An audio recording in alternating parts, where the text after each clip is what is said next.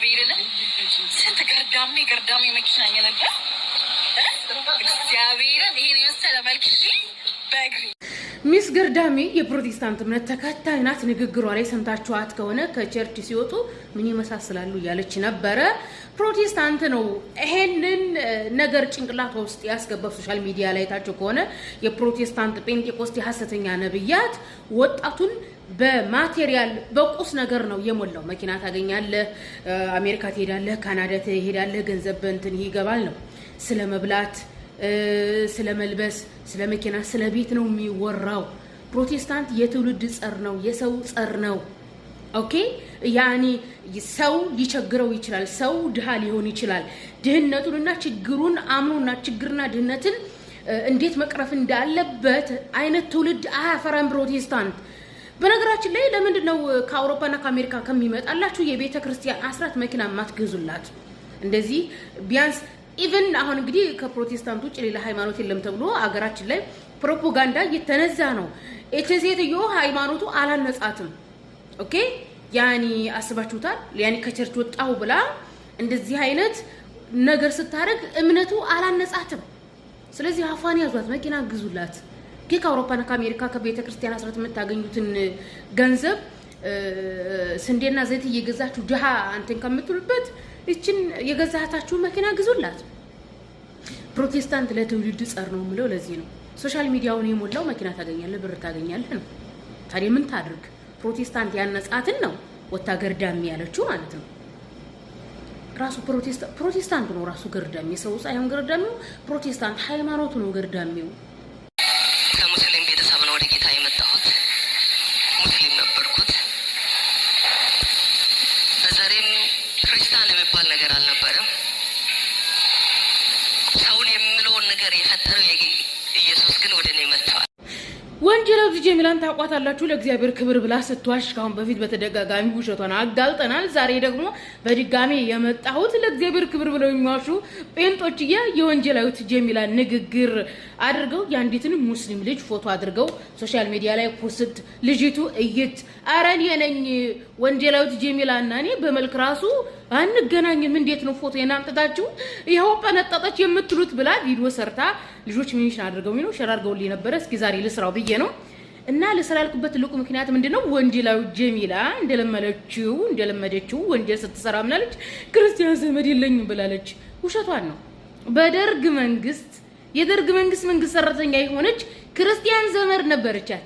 ከገጠር አይ ቲንክ እንግዲህ ካርሲውን ከባሌ ከገጠር ቤት እንድትጠራርግላት ውሃ እንድትቀዳላት አምጥታ ከተማ ያኖረቻት ክርስቲያን ዘመድ እንደነበረቻት አይ ቲንክ ዘመዶቿ ኦር የሚያውቋት ሰዎች ነግረውኛል ካልተሳሳኩኝ። ስለ ወንጀላው ጀሚላ የነገራችሁኝ እንደው ወንድሟን እና ወደ ፈረንጅ ሀገር ልውሰድህ የቤተ ክርስቲያን አስራት ገንዘብ ምናምን ይሰጣል ጴንጤውን እያለች የምትጀነጅናት ወንጀላው ጀሚላ ማለት ነው። እና ወንጀላው ጀሚላ ያላት ለምንድን ነው? ስለምትዋሽ። ካሁን በፊት ራሱ ፕሮቴስታንቶቹ አልወሰዷትም ነበር ወደ አውሮፓ ምናምን እና ጥቁር ዶሮ መስላ ወጣ ሊያርዱኝ ሊገሉኝ እያለች ስትቀጥፍ ነበር ለእግዚአብሔር ክብር ብላ ማለት ነው። አጋልጠናታል። ስለምትዋሽ ነው ወንጀላው ጀሚላ ያላት። ማዋሸት ወንጀል ነው። ጴንጤ ጋር ግን ማዋሸት ወንጀል ሳይሆን ጽድቅ ነው። ያኒ በእኛ ውሸት ሰው ጴንጤ ከሆነ ብለው ነው የሚያስቡት።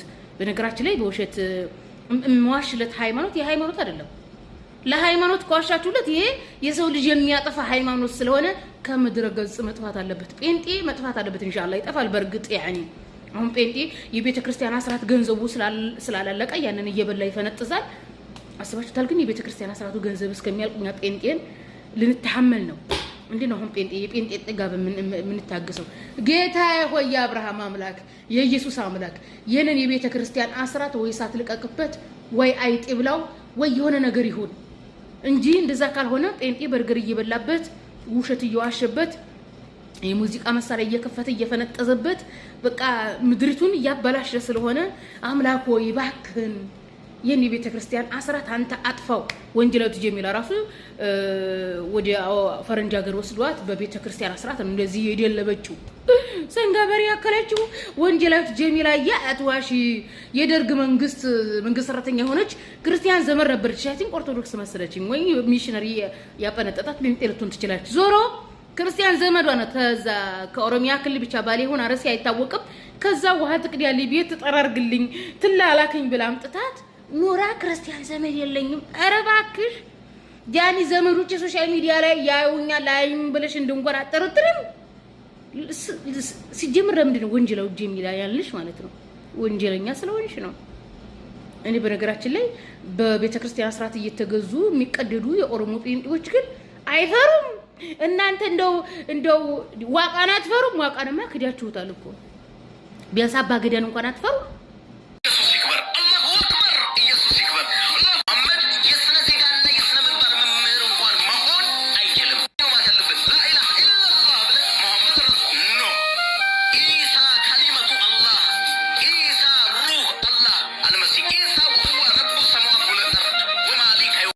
ስራ መስራት የማይችሉ ሰነፎች ርቧቸው ፕሮቴስታንት ቤተክርስቲያን ከፈረንጆች ለቃቅማ አምጥታ ካበለቻቸው በኋላ ሃይማኖት ትዝ ይላችኋል። መግቢያ ላይ የሰማችሁት ነብዩ መሐመድን ሙልጭ አርጎ ከተሳደበ በኋላ ከቁርአን ላይ ወስዶ ኢየሱስ ሩህ አላህ ነው፣ ኢየሱስ ከሊመቱ አላህ ነው እያለ ነው። ነብዩ መሐመድን ከተሳደብክ ለምንድን ነው ከቁርአን መረጃ የምትወስደው? ስለዚህ ከጠሉ ጥልት ነው፣ ከሰደቡ ስድብ ነው። አስባችሁታል? ሙልጭ አርጎ ከተሳደበ በኋላ ስለዚህ አሁን ነብዩ ትክክለኛ ናቸው ማለት ነው። ኢሳ ረሱላህ ማን ነው? ኢሳ ከሊመቱላህ ወይም ኢሳ ሩህ አላህ ማለታቸው ትክክል ናቸው። ስለዚህ አምልካቸው ወይ አወድሳቸው ወይ አትዋሽባቸው ቢያንስ እንኳን ማለት ነው። ሲቀጥል ኢየሱስ አክበር ምናምን ላልከው ኢየሱስ ታናሽ ነው። ኢየሱስ ታናሽ ነው። እግዚአብሔር ታላቅ ነው ተብሎ የተጻፈው መጽሐፍ ቅዱስ ላይ ነው። እግዚአብሔር ደግሞ የኢየሱስ ራስ ነው። ኢየሱስ ታናሽ ነው። ይሄን ብቻም ሳይሆን ኢየሱስ ስለዛች ቀንና ስለዛች ሰዓት አላቅም ብሏል።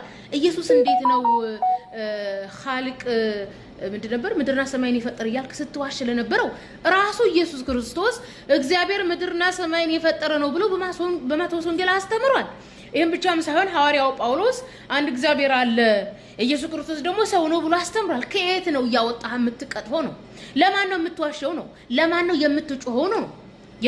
እንትን ነው ውሻ የበላበት ይጮሃል እንዲሉ ፍርፋሪ ስለበላ እየወጣ ትጮሃለህ እንጂ አንተ ሃይማኖት ራሱ አልገባህም።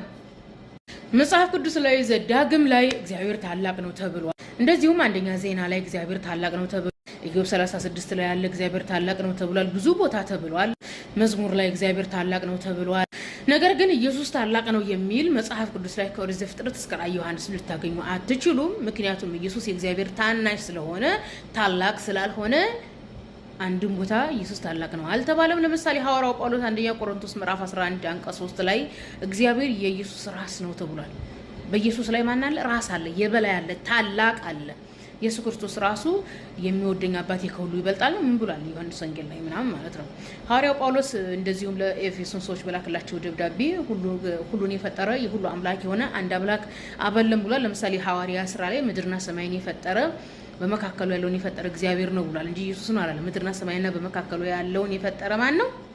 እግዚአብሔር እንጂ ኢየሱስ አይደለም። ኢየሱስ የእግዚአብሔር ፍጡር ነው። ኢየሱስ ክርስቶስ ራሱ በማቴዎስ ወንጌል ላይ የምድርና የሰማይ ፈጣሪ ጌታ እግዚአብሔር ብሎ መስክሯል። የምድርና የሰማይ ፈጣሪ ማን እንደሆነ ማለት ነው። እናም አትዋሽ ነው። እንደዚህ የሚያስጮህ የበላው ስንዴና ዘይት ነው። እንግዲህ ስንዴና ዘይት ፕሮቴስታንት ሊያድነው አይችልም። ጩኸት ሊያድነው አይችልም። ውሸት ሊያድነው አይችልም።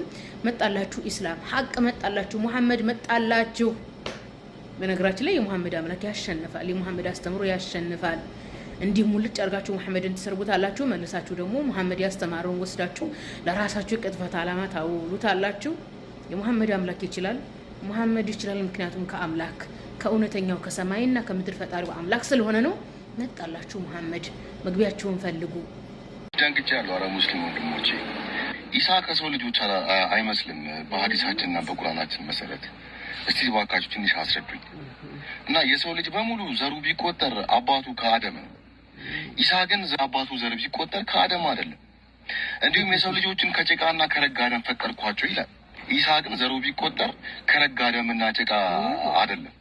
መግቢያ ላይ ያለውን አስቂኝ ነገር እንደሰማችሁት ነው። አስቂኝ ያልኩት በዚህ በሰለጠነ ዘመን ራሱን አካዳሚ ነኝ አንባቢ ነኝ የሚል አካል ሲያነብ በስነ ስርዓቱ አንብቦ ጭብጡን ነው እንጂ መናገር ያለበት የጴንጤን ድራማ ይዞ መጥቶ በቁርአናችንና በሐዲሳችን ኢየሱስ ክንፍ ያለው መልአክ ነው ሰው አይደለም የሚል የሞኛ ሞኝ ድራማ በጣም ነው የሚደብረውና የሚያስቀው። ወገናችን ቁርአንና ሐዲስን ስታነብ ጭብጡን ያዝ። ምንድነው የሚለው ቁርአንና ሐዲስ የሚለውን ለማንበብ ሞክር። በቁርአንና በሐዲስ ኢየሱስ ሰው ነው።